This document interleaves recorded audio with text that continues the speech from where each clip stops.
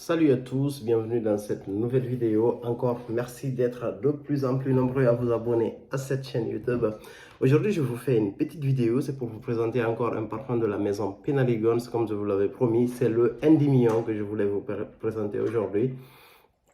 Un parfum particulier, c'est pas une bête, mais bon, on va pas présenter que des bêtes de parfum ici. Des fois, c'est sympa aussi de parler de ces parfums assez doux, qui n'ont pas une performance extraordinaire, mais quand même qui sont vraiment très bons.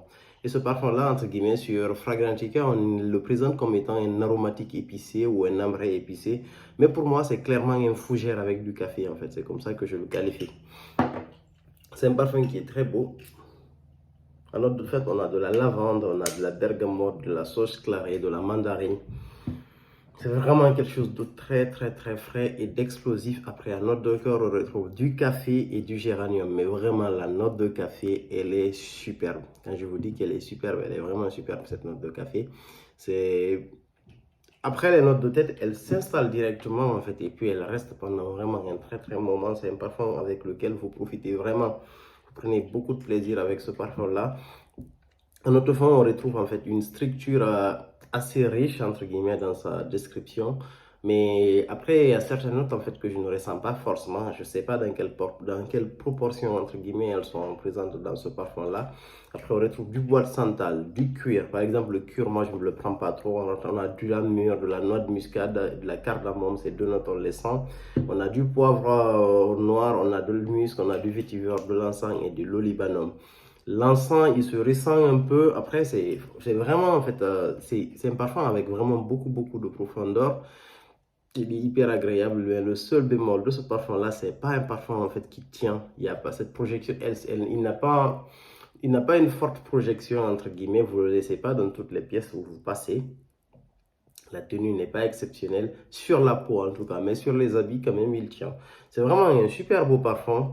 Et il y a une version, ça c'est une version haut de Cologne, il y a une version haut de parfum en fait qui est sortie, je ne l'ai pas testée, mais peut-être qu'elle a une meilleure tenue. Si vous l'avez testé, la version haut de parfum, n'hésitez pas à le dire à la communauté au niveau des commentaires.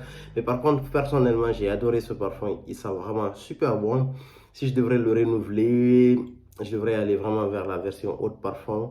Mais en gros, je ne suis pas un grand fan de la maison Penhaligon's, quoi. Voilà, ces parfums-là, je vais raconter la petite histoire. En fait, j'ai eu l'occasion d'avoir une bouteille achetée, une bouteille ouverte avec la plus chère qui est ouverte. Donc, du coup, j'ai sauté sur la broche. Mais c'est parfum, celui-là, c'est mon choix. Et je l'ai vraiment adoré. Il sent très bon. Mais vraiment très bon. Le seul bémol, il aurait eu quelques heures de performance avec un peu plus de siège. Ça allait être parfait. Et je suppose que c'est le cas de l'eau de parfum de celui-là. En tout cas, je l'espère pour eux. Mais par contre, c'est un très beau parfum. Il est assez doux. Il est assez frais, avec vraiment beaucoup de profondeur. Et c'est pas la profondeur habituelle que vous avez l'habitude de sentir. En fait, lorsqu'on les parfums ont de la profondeur, on met un peu d'ambre ou on met un peu de tonka, entre guillemets. Mais là, c'est vraiment du café que vous avez. Vous avez un peu de cuir, d'Styrax. Que ces notes-là, entre guillemets, quelque chose de vraiment très sympa. Moi, je le porte. Et pour la première fois, j'ai essayé de faire du layering avec ce parfum-là. Franchement, j'ai été avec le Dior Vetiver. Vous savez que je suis un grand fan de Vetiver. Et dans ce parfum-là, il y a deux notes. On a du Vetiver, on a du café. Et franchement, le café de ce Dior Vetiver avec celui-là, ça match, mais vraiment super bien. Après, on a un parfum, en fait, on a ce côté aromatique, entre guillemets, fougère qui ressort. On a cette note de café qui est vraiment beaucoup plus renforcée avec cette note de vétiver qui renforce encore une partie de ce parfum-là, qui a vraiment une note de fond de vétiver. C'est un très beau parfum. Je ne vous conseille pas de l'acheter à l'aveugle. Essayez de le sentir, prenez des échantillons. Ne le sentez pas tout de suite et l'achetez-le parce que là, si vous le sentez juste au niveau du premier spray, vous allez être sûrement trompé parce que c'est un parfum qui est très facile à acheter, mais il faut tester la tenue. Est-ce que la performance est importante pour vous systématiquement sur toutes vos bouteilles?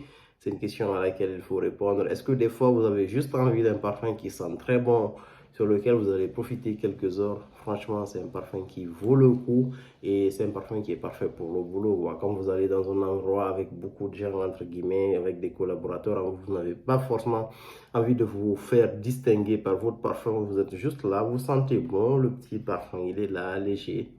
Mais c'est sympa en fait d'avoir ce parfum dans sa collection. Moi, franchement, je ne regrette pas, je suis content de l'avoir. En plus, la bouteille, elle est belle. Elle est vraiment sympa. Les bouteilles de Bella Vegans, de toute façon, il n'y a rien à dire. Ils font de belles bouteilles. Merci beaucoup. À plus pour de nouvelles vidéos.